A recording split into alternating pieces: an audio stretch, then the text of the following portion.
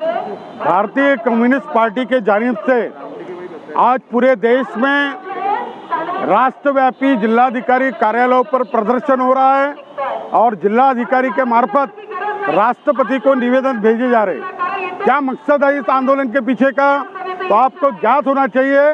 भारतीय communist party तो 1925 में स्थापन हुई। 1930 में सबसे पहले भारतीय कम्युनिस्ट पार्टी ने आरक्षण का ठहराव, जो मागास वर्गीय जातियां है उनको आरक्षण देना चाहिए, ये 1930 में मांग की थी। हम देखते हैं कि भारत के संविधान ने हमारे दलित भाइयों को और आदिवासी भाइयों के लिए SC ST कैटेगरी के तहत संवैधानिक आरक्षण दिया, मगर हमारे देश में OBC की जनगणना, जातीय जनगणना के आंकड़े उपलब्ध नहीं थे, 1931 के थे। उसके कारण संवैधानिक आरक्षण OBC को लागू नहीं हो पाया।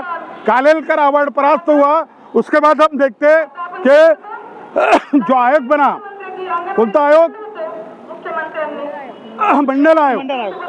मंडल आयोग ने यह शिनाख्त किया 2300 जातियों को, जिसको OBC के तहत, और 1980 में बने इस आयोग ने सिफारिश की कि इनको लोक संख्या के प्रमाण में आरक्षण देना चाहिए।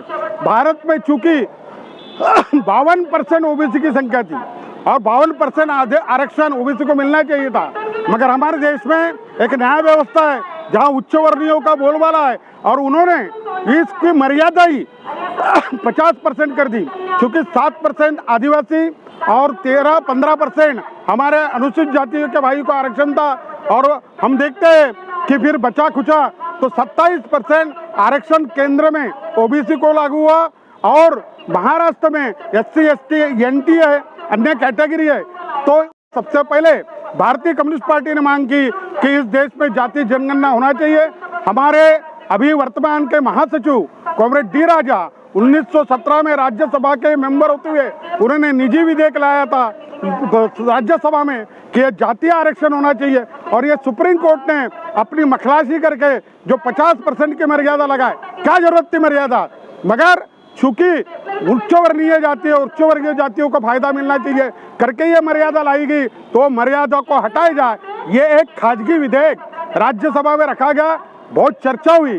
उस वक्त कांग्रेस जैसे पार्टी ने भी इस पर गौर नहीं किया था, मगर हम देखते हैं कि राहुल गांधी जैसे नेता को जब पदयात्रा में गए, 10,000 किलोमीटर घूमे, जनता के बीच में गए, तो ये सामने आ गया, उनको समझ में आ गया कि हमारे देश में जो पहचान है वो जातीय पहचान है, और इस देश पे उच्च वर्णीय और उच्च वर्गीय ये सत्ता पर कब्जा जमाए बैठे हुए, और इसलिए उनके सामने भी सवाल आया कि जातीय जनगणना होना चाहिए। और 2024 के लोकसभा चुनाव का मुद्दा था। भारतीय कम्युनिस्ट पार्टी ये सवाल कर रही मोदी से कि 2021 की जनगणना आपने अब तक नहीं की, कोरोना बहाना था, अब आपको करना तो पड़ेगा। और अब हम ये मांग कर रहे पूरे देश भर में कि ये जातीय जनगणना होना चाहिए पूरे देश में, वो जातियों OBC की जातियों के जात के नाम उनके आंकड़े आ जाए, भारत के समाज का एक्सरे हो जाए, और ये तय है कि इस देश में जनतंत्र है, इसलिए लोगों की भागीदारी उनके अनुपात में होना चाहिए।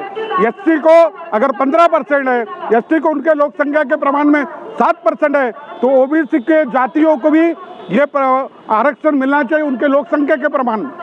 ये OBC और मराठा जो झगड़ा चल रहा है, काय के लिए झगड़ा चल रहा है? जहां तक देखा जाए तो मराठा लोग भी तो OBC में आते हैं, जरांगे का कहना वही है, मगर चूंकि उस वक्त मराठे छाननो कोड़ी इनके आंग में आ गई थी और उन्होंने बाबा साहेब को इनकार कर दिया था, उसके कारण वो सूची में रह के भी बाहर है।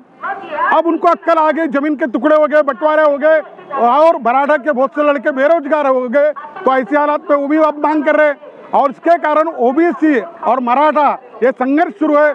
इसका भी इलाज मोदी को ये समझना चाहिए कि महाराष्ट्र के अंदर ये झगड़े ना हो, आपस में जातीय संघर्ष ना हो, इसलिए जातीय जनगणना करना यह सामयिक मांग